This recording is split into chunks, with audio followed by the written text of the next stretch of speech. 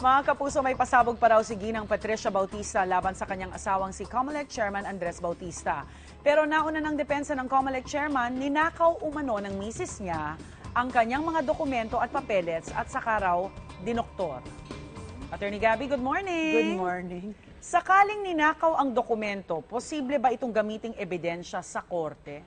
Well, in general. Yes. Meron tayong tinatawag na exclusionary rule sa ilalim ng batas natin under evidence na nagsasabing kahit na anong ebidensya unlawfully obtained should be inadmissible as evidence before the courts.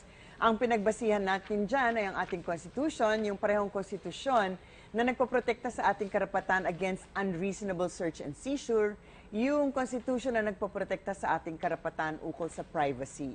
Ito rin ang Constitution na nagsisiguro sa mga karapatan ng isang akusado. So sa ilalim po ng Constitution natin, ang mga sumusunod na ebidensya ay inadmissible.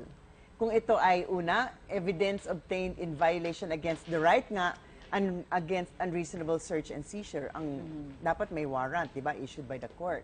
Pangalawa, evidence obtained in violation of the privacy of communication and correspondence, again, unless merong order ng korte or kung kinakailangan talaga.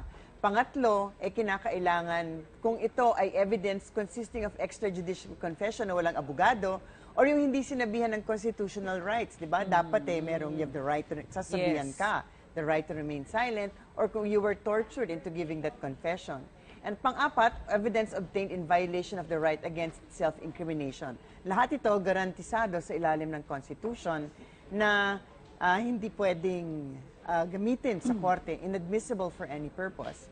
So halimbawa, yung ebidensya na walang search warrant or order of the court, itong yung mga ebidensya, halimbawa yung anti-wiretapping law. Yes. Ito yung pinagbabasihan ng lahat na yan, or yung law against secrecy of bank deposits. Because you cannot just go and get evidence and use this, di ba? So kaya kasi these are all in violation of certain rights. So siguro sa lahat ng mga batas na to, yung bottom line nga, illegally obtained evidence is usually inadmissible in court proceedings. But of course, in the court of public opinion, yung iba nga parang totoong-totoo na yan, di ba? Hindi pa na ipipresenta talaga sa korte. Minsan tatakbo ka lang social media o ano. Mas lalo na in this day and age. Masasabi ba talaga na illegally obtained itong mga ebidensya ni Patricia? Dalawang versions ng storya eh. Sabi, wala naman daw force. Correct. Well, we cannot form judgments at this point kung ano ba talaga ang nangyari dito sa kaso na to. Sabi ni Chairman, ninakaw nga daw ang mga dokumento, may mga allegation siya, na kesyo sinira daw ang mga, di ba, yung mga cabinet, mga drawer niya.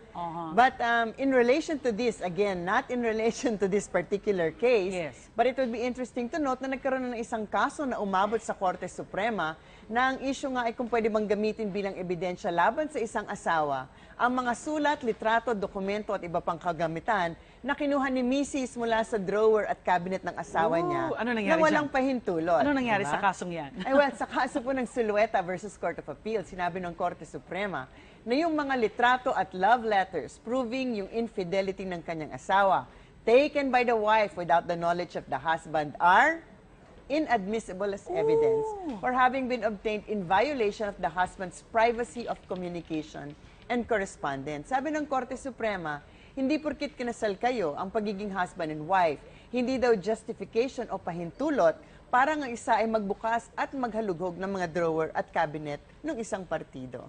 So, even between spouses, there really is still privacy of communication. As if naman ibibigay niya yun, diba? Kung hindi mo hanapin.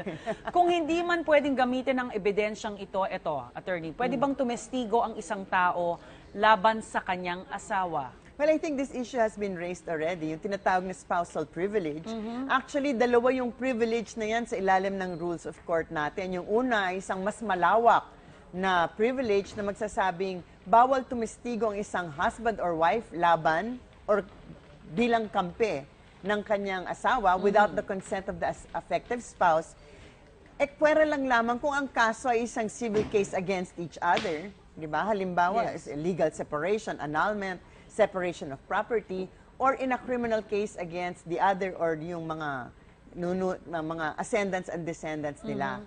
Meron pa isang privilege naman na disqualification to testify ukol sa mga confidential communication during the marriage or after. Ito yung tinatawag nilang pillow talk privilege kasi syempre, yung pinag-uusapan ng mag-asawa on the basis of the fact that they are husband and wife, which is supposed to be, di ba? They should be free to communicate at hindi sila dapat matatakot na isang araw tatawagin yung asawa na mag-testify ka laban sa mga sinabi sa'yo. So, hindi naman pala absolute o forever itong ban laban sa pag-testify ng isang spouse against the other, no? May mga certain exceptions. Yes, it's not an absolute cases. rule. Tulad nga nung, kasi nga yung basis ng batas na to, ito nga to maintain marital harmony, di ba? And yung harmony within the marriage. So you can imagine kasi the problems it will create if you can compel each party to testify against the other kahit na hindi nila gusto.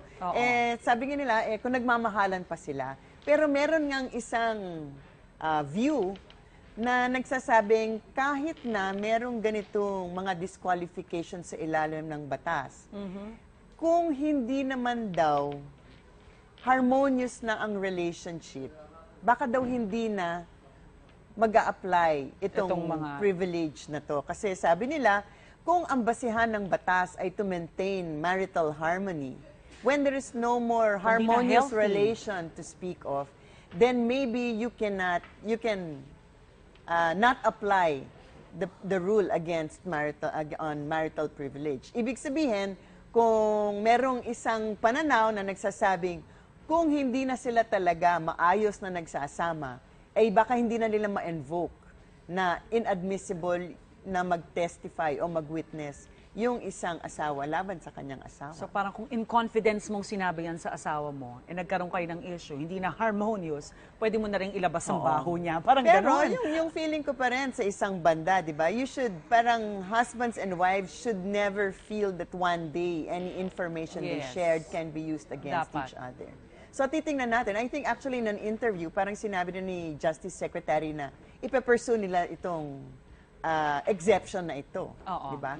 Para payagan nilang makapag-testify si Mrs. laban kay Mr. Pero, ang dinidiscuss po lamang natin ay mga general rules sa ilalim ng batas natin that can be or may not be used by any party in these proceedings. Yun lang. Yun talagang naiipit kung may mga anak, no? Yung mga couples. Especially sa ating mga nanay, no? It's always the children. Syempre. Attorney Gabby, thank you very much. Thank you very much. Bago na naman ang mga natutunan namin sa'yo.